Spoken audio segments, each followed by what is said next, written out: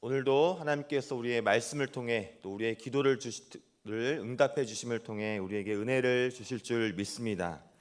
제가 처음 사역을 시작할 때 5, 6학년 친구들을 잠시 맡았던 적이 있습니다. 수련회 때 제가 말씀을 전하고 또 기도회를 인도해야 할 때 유난히 한쪽에서 벽에서 장난을 치고 말씀을 잘 듣지 않은 친구들이 있었어요. 예배에 방해가 되고 저 앞에서 인도하는 저에게도 신경이 쓰여서 좀 마음이 좀 어려웠던 기억이 있습니다. 그런데 예배가 다 마치고 밤에 또 간식을 먹는데 그 친구가 저에게 와서 묻는 거예요. 전사님, 근데 그거 진짜예요? 라고 이야기하면서 제가 말씀 중에 나누었던 이야기를 묻는 것입니다. 그럼 진짜지, 하나님이 너를 사랑하시지, 우리의 기도 들어주시지, 우리가 하나님 바라볼 때 우리를 귀한 길로 인도해 주셔라고 제가 또 전해 주었습니다. 그러자 그 친구가 그럼 알겠어요, 이제 예배 더 잘 나올게요 라고 대답하는 것입니다. 제가 사역을 하면서 하나님의 은혜로 영유아부부터 또 초등부, 소년부, 또 중고등부, 또 청년부에 이르기까지 많은 세대의 아이들을 또 청소년들과 청년들을 섬길 수 있는 경험을 가지게 되었습니다. 제가 사역을 경험하면서 느낀 것은 어린 초등학교 아이들이든 또 하나님과 관계가 없어 보이는, 관심이 없어 보이는 청소년 아이들이든 또 교회 열심히 다니는 친구들이든 그렇지 않은 친구들이든 모두 다 하나님에 대해 궁금함을 가지고 있다는 것입니다.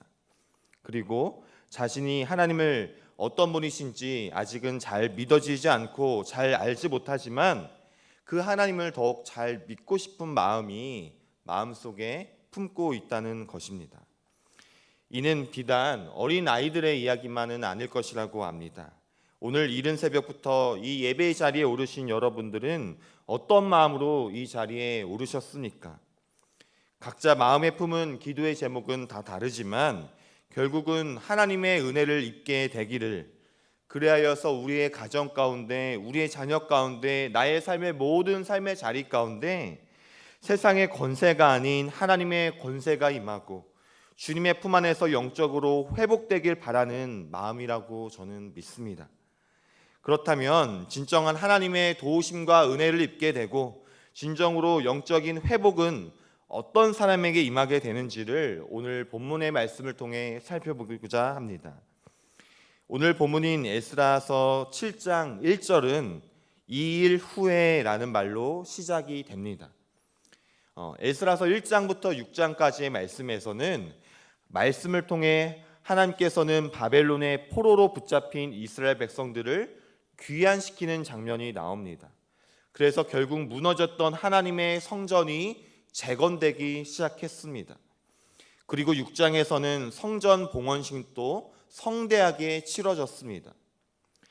그러나 성전은 재건하신 하나님의 역사는 그것으로 끝나지 않고 무너졌던 건물은 세워졌지만 황폐해졌던 나라는 이제 다듬어졌지만 예루살렘 성전에 또한 그 백성의 진정한 영적 회복을 위해서 하나님은 한 사람을 세우셨습니다. 그의 이름이 바로 오늘 본문 7장에 나오는 에스라입니다. 하나님께서는 에스라를 이스라엘로 귀환시키시면서 영적 회복의 토대를 세워가는 일에 그를 사용하였습니다. 에스라가 하나님 앞에 어떠한 사람이었기에 하나님께서는 이스라엘의 영적 회복이라는 사명에 그를 사용하셨는지 본문을 통해 살펴보기를 원합니다. 첫 번째로 에스라는 하나님의 도우심을 입은 사람이었습니다. 본문 6절 말씀에 보면 에스라를 여호와의 도우심을 입었다라고 성경은 말씀하고 있습니다. 그리고 9절 말씀에서도 하나님의 선한 손에 도우심을 입었다라고 반복하여 에스라를 소개하고 있습니다. 이것이 무슨 뜻일까요? 이에 해당하는 히브리어 원어를 살펴보면 하나님의 손이 그의 위에 있었다라는 뜻을 가지고 있습니다. 실제로 에스라라는 이름의 뜻도 하나님이 도우신다라는 의미를 가지고 있습니다. 실제적으로 하나님이 그를 어떻게 도우셨을까요? 6절 말씀을 계속 살펴보면 에스라는 하나님의 도우심을 입어 왕에게 구하는 모든 것을 다 받을 수 있었습니다. 여기서 말하는 왕이 누구일까요? 하나님입니까? 그렇지 않습니다. 그렇다면 이스라엘의 왕일까요? 그렇지 않습니다. 에스라는 지금 바벨론에 포로된 자였습니다. 이방 나라인 바벨론의 왕에게 인정을 받고 구하는 모든 것을 받을 수 있었다라고 성경은 말하고 있습니다. 에스라는 구하는 무엇이든지 왕으로부터 이방 나라의 왕으로부터 받을 수 있는 영적인 특권을 가지고 있었습니다.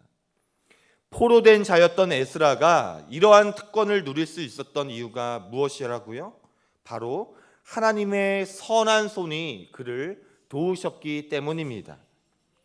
이는 9절 말씀에서도 살펴볼 수가 있습니다. 에스라 일행이 바벨론을 떠나 예루살렘에 이르기까지의 4개월이라는 시간이 걸렸습니다. 9절 말씀을 살펴보면 첫째 날 초하루에 길을 떠났고 다섯째 달 초하루에 예루살렘에 이르니라 라고 말씀하고 있습니다. 바벨론에서 예루살렘까지 이르는 그 귀환의 여정이 약 1500km의 먼 거리였습니다. 한번 상상해 보세요. 이방 나라에서 예루살렘에 이르기까지 그 멀고도 험난한 여정 가운데 우리가 다 헤아리지 못할 여러 위협과 어려움이 찾아왔을 것입니다. 하지만 본문은 그 4개월의 여정에 대해서는 침묵하고 있습니다. 단지 무엇이라고 말씀하고 있습니까? 하나님의 선한 손에 도우심을 입었다라고 말씀하고 있습니다. 하나님의 선한 손에 도우심을 입어, 이 표현은 이후에도 7장과 8장에서도 계속 등장합니다. 그렇습니다. 에스라는 무엇보다도 하나님의 선한 도우심을 입은 은혜의 사람이었습니다. 그렇다면 에스라가 어떻게 이러한 은혜를 얻게 되었을까요? 바로 그 전제가 6절 말씀에 나오죠. 그는 여호와께서 주신 모세의 율법, 즉 하나님의 말씀에 능통한 자였습니다. 이는 단순히 그가 성경의 지식이 많았음을 의미하지 않습니다. 포로 시기를 거치며 정치적으로도 나라적으로도 영적으로도 혼란스럽고 힘겨운 그 시기에 에스라가 하나님의 말씀에 능통한 학자가 되기까지 얼마나 많은 어려움이 있었을까요?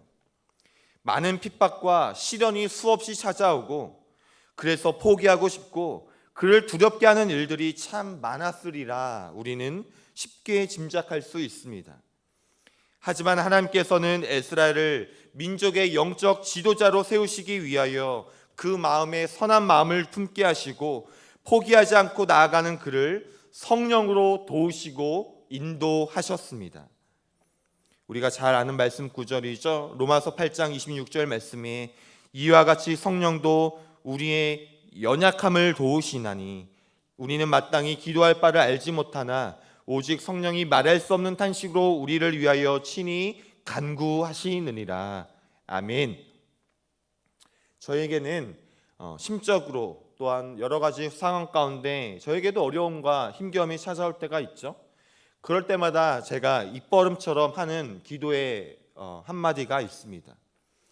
그것은 어떤 대단한 기도의 문구, 신학적인 문구, 어떤 말씀을 인용하는 기도의 마디가 아니라 주님 도와주세요, 아버지 도와주세요 라는 외침을 마음속으로 반복해서 고백하곤 합니다. 저는 이 마음의 간구가 말 그대로 주님의 도우심이 필요할 때 외치는 가장 큰 기도의 외침이라 생각합니다. 우리가 그렇게 기도할 때 이미 우리의 연약함을 아시는 성령 하나님께서 성령으로 우리를 위해 간구하시며 도와주실 줄 믿습니다. 여러분은 오늘 어떤 기도의 제목을 가지고 나왔습니까? 많은 기도의 제목이 있지만 우리가 구할 것은 바로 하늘에서 오는 도우심, 하나님 아버지께서만 주실 수 있는 은혜인 줄 믿습니다. 하나님의 손이, 하나님의 그 선하신 손이 우리의 교회 가운데, 우리의 가정과 자녀 가운데, 여러분의 마음과 삶의 자리자리마다 임하게 되는 그 도우심을 사모하는 저와 여러분이 되시기를 바랍니다. 둘째로 그는 예루살렘으로 올라가는 자였습니다. 오늘 본문에서는 에스라가 드디어 이스라엘 자손과 함께 예루살렘으로 돌아가는 장면을 예루살렘으로 올라간다라고 보도하고 있습니다. 6절 말씀에 에스라가 바벨론에서 올라왔으니, 7절 끝부분에서도 예루살렘으로 올라올 때, 8절 초반부에도 에스라가 올라왔으니 라고 표현하고 있어요.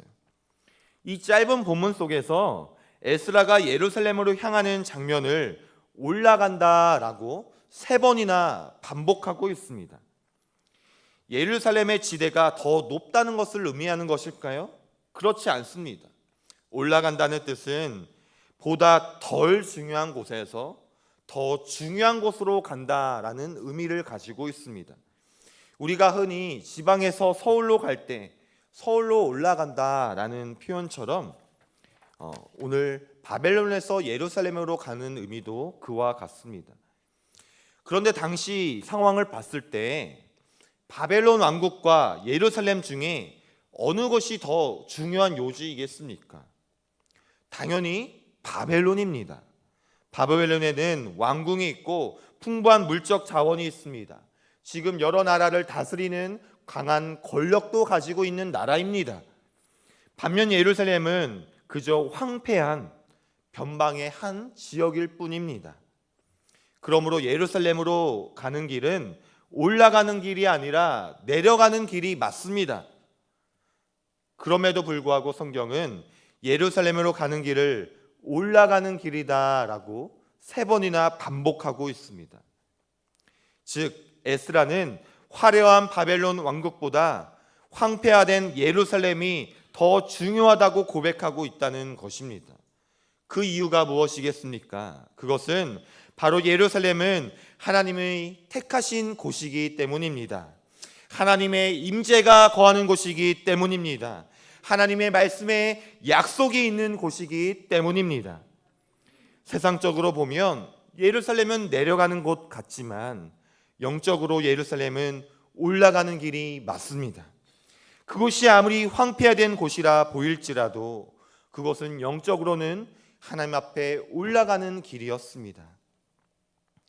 우리가 걸어가는 이 신앙의 여정도 이와 같습니다. 우리의 신앙생활이 세상적으로 보면 때로는 내려가는 길처럼 보입니다.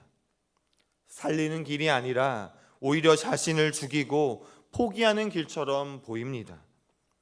영광만이 아니라 고난이 존재하고 때로는 믿지 않은 가정에 때로는 세상 사람들의 비난과 핍박을 받기도 하는 길이 바로 신앙의 길입니다.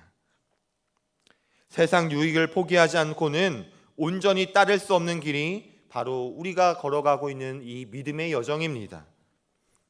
그러나 우리가 가는 이 믿음의 길은 모든 것을 잃는 길 같지만 사실은 모든 것을 얻는 길이며 낮아지는 것 같지만 높아지는 길이요 하나님의 영광을 보는 길임을 기억하시기를 바랍니다.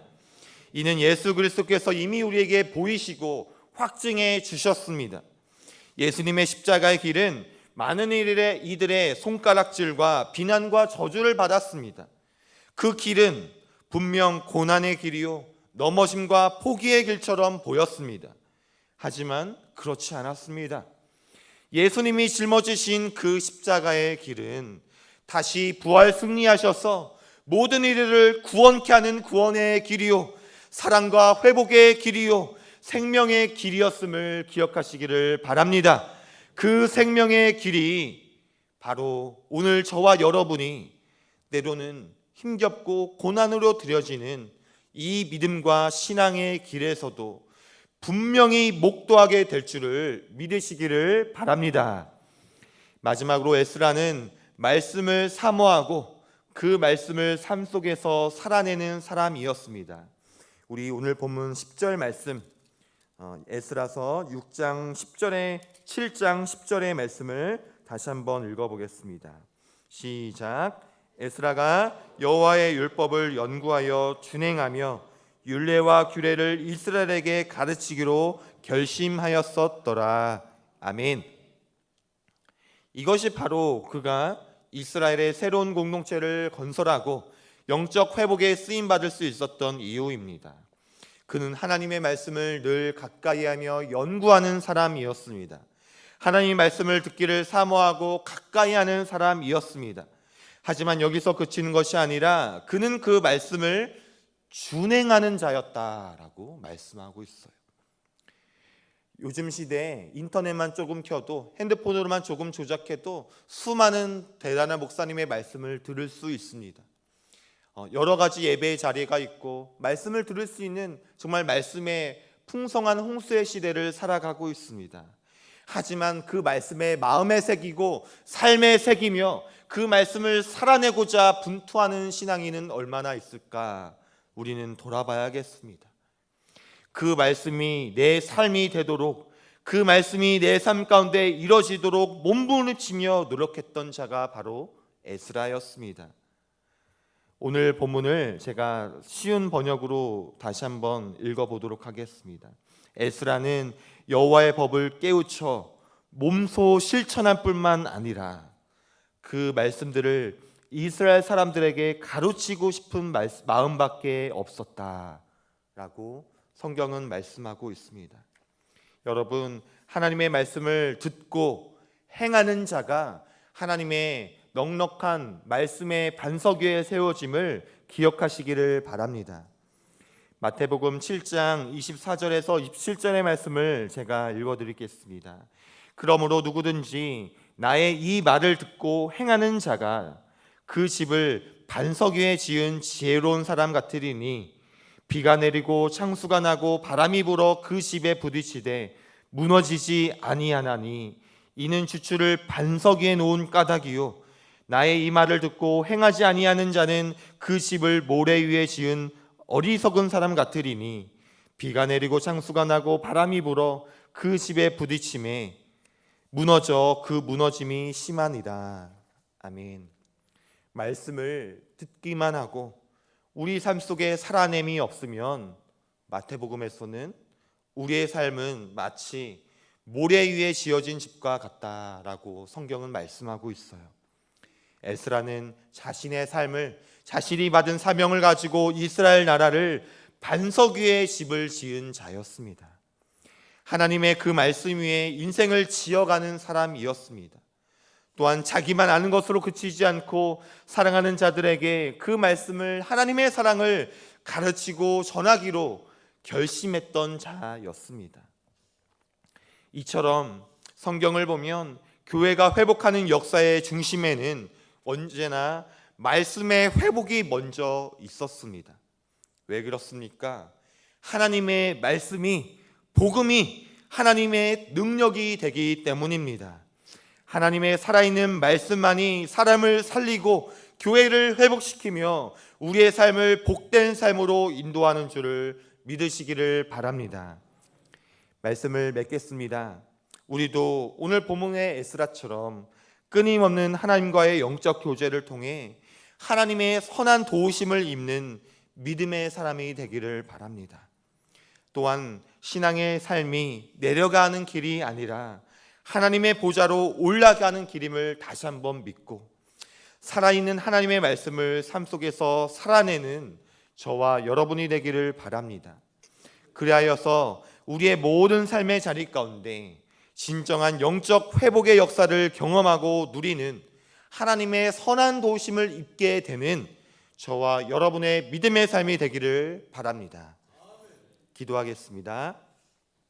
하나님 감사합니다. 우리의 삶 가운데도 우리의 힘과 능력으로, 우리의 의지로는 온전한 삶을 살 수 없음을 다시 한번 고백드립니다. 우리의 삶에 하나님의 선한 도우심, 하나님의 은혜가 있게 되기를 간절히 다시 한번 간구합니다. 하나님의 은혜를 구하기 위하여서 성령의 도우심을 간구하며 이 신앙의 길이 하나님 앞에 보좌에 올라가는 길임을 알고 다시 한번 말씀을 살아내는 믿음의 삶을 살게 하여 주옵소서. 예수 그리스도의 이름으로 기도드립니다. 아멘.